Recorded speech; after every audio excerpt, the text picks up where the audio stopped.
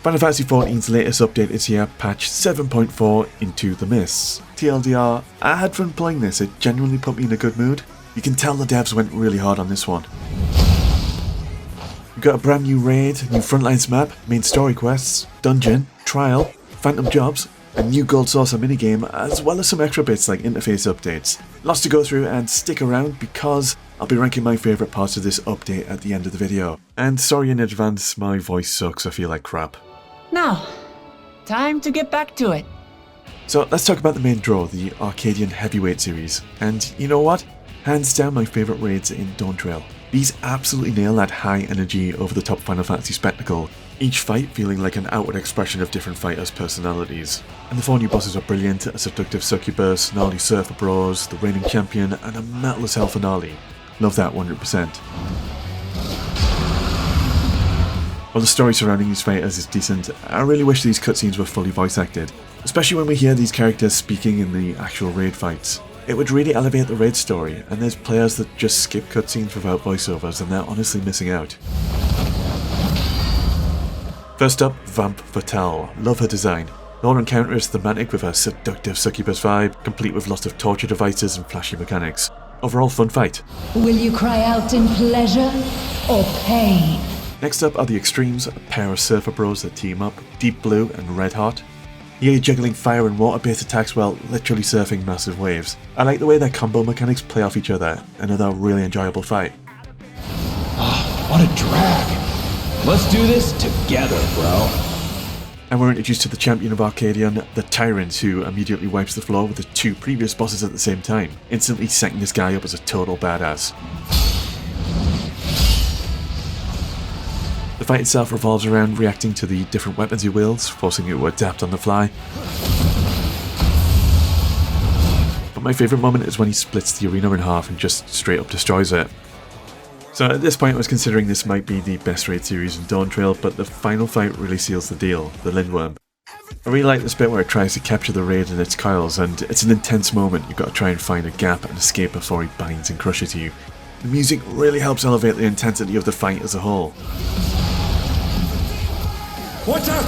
That is one cruel coil! Across Dawntrail's raids, not all songs have hit me, but this one, Everything Burns, is amazing. Written by Tom Morello of Rage Against the Machine, it's exactly my kind of thing. Not everyone will love it, but it completely blew me away. I need this on Spotify. The fight itself is awesome, and there's some surprises in the encounter. So if I had to rank these 4 raid bosses, the Lindworm would have to be my favourite by far, then Vamp Fatale, and then the Surfer Bros and the Tyrant are about equal for me. I'm going to give the edge to the Tyrant because I enjoyed the music more. KO! If you're a huge fan of RPGs, consider subbing to Peter Bytes or liking the video. I'm a bit of an indie game developer, cover lots of RPGs, and you might like my Final Fantasy series where I'm replaying them all and ranking them as I go. Thank you. So patch 7.4 features a new type of Frontlines map, Worqor Chirteh. I had no idea how to pronounce that.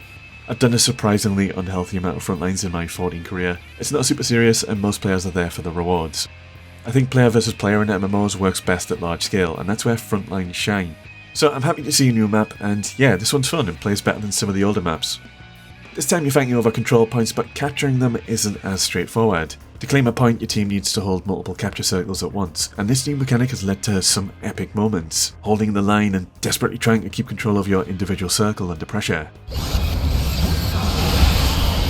First impressions, visually the map looks a little bland, but once you've played a bit, the dynamic element kicks in, and that's weather effects. Snowstorms roll in, spawning snowmen that give you a small damage absorbing buff, and there's auroras which gradually fill everyone's limit breaks, pushing the match into full chaos. A feast fit for chaos! Overall, I like it. I'd put it among the better Frontline maps, but I do wish Square doubled down on the snow effects. Maybe when it snows there could have been deeper snow in the environment, frozen water you could walk across, maybe even a colder, more atmospheric soundtrack to really separate it from the rest of the Frontline's rotation.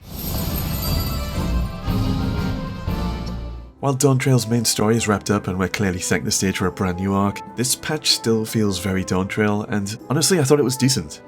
Whenever you need an ally, we'll stand with you. We get even more Final Fantasy IX vibes with delving into the mist and a return to Treno. A lot of the story is about developing Kryl as she reflects on what her life might have been like if she'd never come to our world, the Source. That is why I had to learn more of this place. And the me I could have been. Grahad and Sphene come along for the ride. Sphene's really grown on me over the course of Dawntrail, but Grahad sounds very different. I can relate all too well. I genuinely thought to recast him, but nope, it turns out his voice is just completely wrecked. I won't say much, but the story's epilogue has me really curious about where things go next. The new Mistwake Dungeon ties directly into the main story, and the first thing that hit me was the music, a remix of Final Fantasy IX's battle theme. Love it.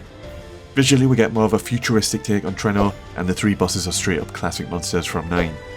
Great nostalgia hit. Outside of that, it's pretty much your standard formulaic 14 dungeon.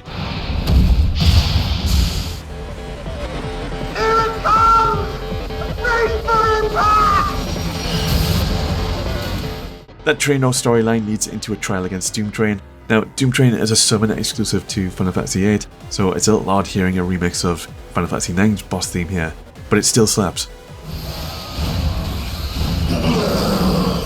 I went in with low expectations. I thought Doomtrain looked a bit goofy in the previews, but this turned out to be a really awesome fight. There's some nice verticality, jumping between higher and lower platforms to avoid attacks, and as the fight goes on, Doomtrain starts destroying your rail carts one by one, which is such a cool touch. But my favourite moment is during his ultimate. You're transported to another realm, perfectly capturing the essence of Doomtrain's original summon sequence from Final Fantasy VIII, Runaway Train. Sick as hell. The Gold Saucer got Air Force One Concordia, another on-the-rails shooter minigame. There's not a huge amount to it, you're blasting targets and there's a Kraken in the background, but still I appreciate something new for the Gold Saucer. Occult Crescent also received an update, adding 3 new Phantom jobs, Mystic Knight, Dancer and Gladiator. That's pretty sweet, although I'll admit I'm a bit burnt out on the grind right now. That said, the next major patch is adding a brand new Occult Crescent map, so I'll definitely be diving back in hard when that drops. One thing I really appreciate is the new strategy board. In the past, whenever I used the party finder for harder content, most groups would link external websites to explain their strategies. Having an in-game system for this is a huge quality of life improvement. I also like the addition of the command panel. It's a single button that opens up a panel with your shortcuts and markers all in one place. A long time ago I made something similar using the in-game macro system, but this is far cleaner, more flexible and much easier to use. There are also a few features being held back for patch 7.41 and 7.45, so there's still more to come. I've also been catching up on the latest deep dungeon, Pilgrim's Traverse. It's a bit of a nightmare trying to find groups, so I've been queuing up in all languages for over 2 hours. And on the topic, while I was replaying 14 recently, I was in queues for story trials that took ages. But overall, I'm quite happy with the patch. I feel a little bit more positive about Dawntrail as a whole now. My 3 favourite bits were the new Frontlines map. It's fun. I'm going to grind it for the latest PvP series for that special mount. Doomtrain was my 2nd favourite bit. Great trial fight, really enjoyed it. And my number 1 would have to be the Arcadion Heavyweight raids. Love them, and especially that final raid boss. It was fantastic. I'm going to be blasting that soundtrack. Alright, if you want more Final Fantasy, you'll see my Final Fantasy replay series on screen right now. I went back and replayed all of 14 and all of its expansions, and I share some of my personal stories. Have a good one.